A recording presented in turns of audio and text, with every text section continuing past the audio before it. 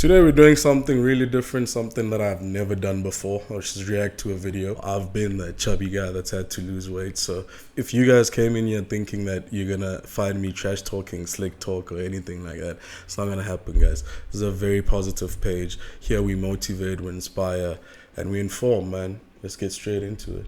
Back with another video. So in this video, I'm going to show you how I went from this to this in the space of a year.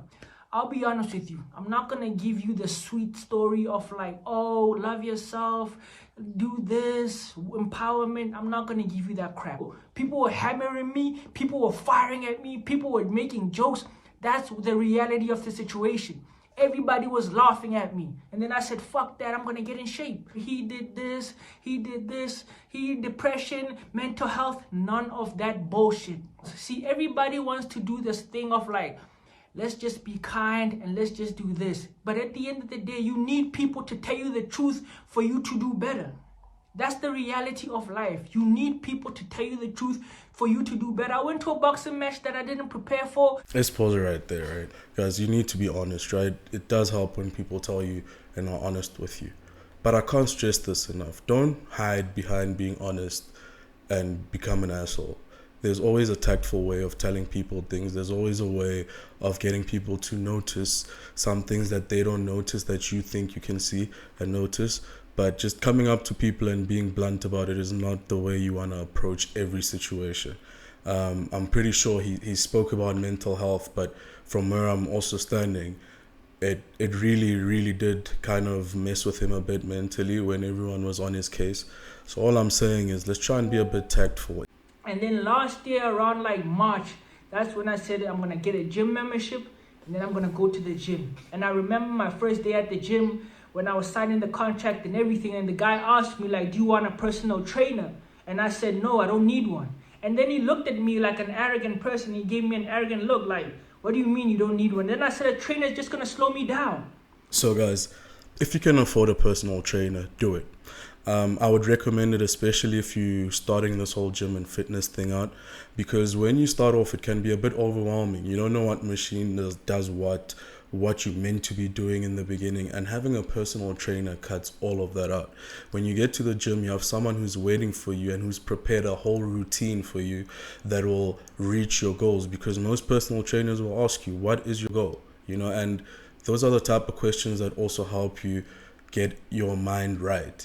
If you cannot afford a personal trainer, please do not let that deter you, guys. Even if you can't afford gym, you can do a lot of exercises from home. You can really get fit from walking, jogging, things like that. So don't let that deter you. And like exercise balls and stress balls, no. When I'm in the gym, I'm there intensity. I'm not playing around. So even now, like when I'm in the gym, I don't joke around, I don't do chit chat, I don't do those things. I get in there and I put in the work. I put in the work consistently. 6 days a week, I go in there and I bust my ass. I totally get what he means by he's in the mode, he's focused when he's in the gym.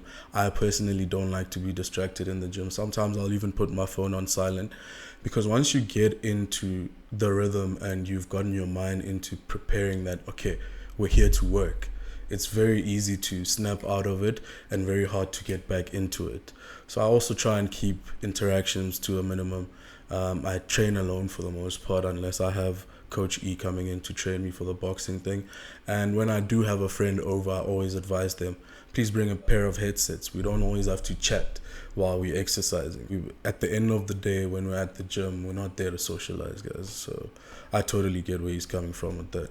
Don't starve yourself. Don't try and do salads and things like that, because it's not sustainable. You're just going to stop and go back to the life that you were living. So in terms of diet and what you should eat, my advice to you would be just cut out the bullshit. Cut out anything that you know is unhealthy for you and start tracking your food. And when I say track your food, I'm not saying count your calories, but just like be conscious of what you put in your body. But the more weight you have to lose, the easier it actually is, because you just need to make slight adjustments to what your current meal plan is or what your current meal schedule is, and you will start seeing differences.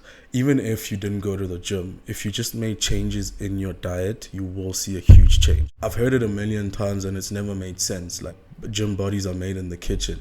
Sure, I get you, but I'm working hard in the gym. Bro, you can work your ass off in the gym and not see any results because of your diet. Your diet is like 80% of the main thing. Do not do those ridiculous diets where you have to eat 2 Pro Vitas a day and go half the day with an apple and I don't know what else. Guys, you don't have to do such drastic measures. It's not realistic. Without getting into calories or anything like that, I eat 2,200 calories a day. And if I like, I can break that down into 6 meals if I want. So if I know that I'm a person that struggles and I eat a lot and I always want to nibble on something, then break down your 2,500 calories into 6 meals. If you know that you have a sweet tooth, for example, then you'll have 2 meals a day and make a count for ice cream or make a count for a cookie or whatever it is that you want to have with your meal, because then you know you have a sweet tooth. But as long as you know how many calories you can take in a day, you're able to find the line and actually play around it. But the more weight you have, you don't even have to know that, because any slight change you make to your diet, you will see a drastic change. Thursday, Wednesday, every day you need to be walking 10,000 steps a day. And how you do that is you get an app called a step counter on your phone, and it'll basically track the amount of steps that you take on a daily basis. That app is going to help you track your steps, and you will have a goal of 10,000 steps a day. So see, if you take 10,000 steps a day, no matter what, even if you're not working out, you're still going to shed calories. You're still going to burn some form of calories. 10,000 steps a day, that's what you do. Having a goal when you're doing things like steps and trying to lose weight really goes a long way. If you feel as though 10,000 steps is a bit too much for you, then maybe try and break it down. So maybe do half of it in the morning and half of it in the evening. There's actually benefits to actually walking and taking a walk twice a day than there is once a day, even if you breaking it down, which is like neat, which is something we'll get into a bit later on. But walking in the morning and walking in the evening gets your body in a constant state of burning fat. I go on the treadmill, and then I do like incline walking. I do incline walking for 20 minutes, and then I do like a bicycle for 10 minutes. So it's pretty straightforward. Incline walking, you don't even have to tire yourself by jogging for like 30 minutes. It's not sustainable. The only thing I'd add on there is if there is a Stairmaster in your gym, that thing will burn so many more calories. Another thing you might want to try is walking backwards on your incline. That when you're overweight, your torso tends to put so much pressure on your lower half of the body that your knees start to give away. Walking forward, your knees is used to kind of walking forward, but as soon as you do the opposite, you start reinforcing that. Now I felt my knees getting a bit stronger. My face, what I did to get my face to be, as you can see, the jawline and everything, I slowed down my liquid intake, which means I only drank the amount of water that I needed for the day. I know I'm not a health expert. I'm just telling you what I did.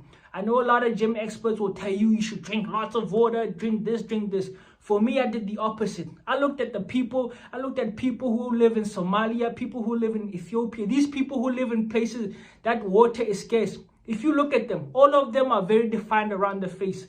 So I said, I'm not going to drink a lot of water. I'm just going to drink just the right amount that I need for the day. I'm not going to drink liters and liters of water now.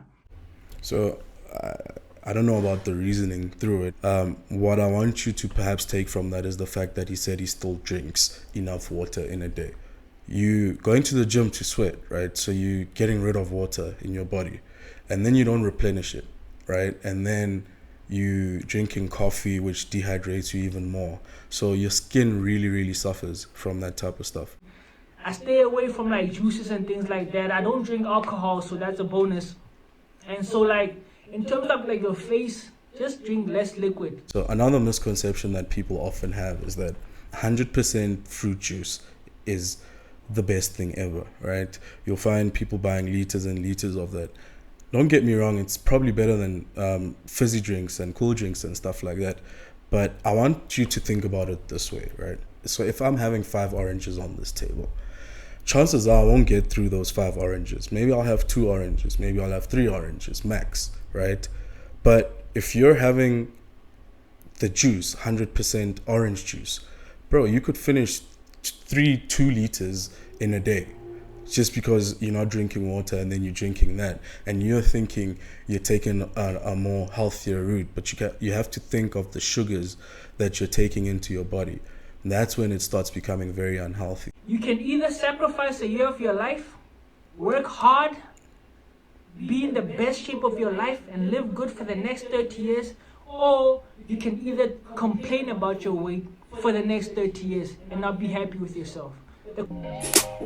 Remember, guys, you're not doing this just to look good, right? Because at a certain point, you're going to be doing it for more than that. You're doing it for health reasons. So please, I urge you, think of this for the long game, right?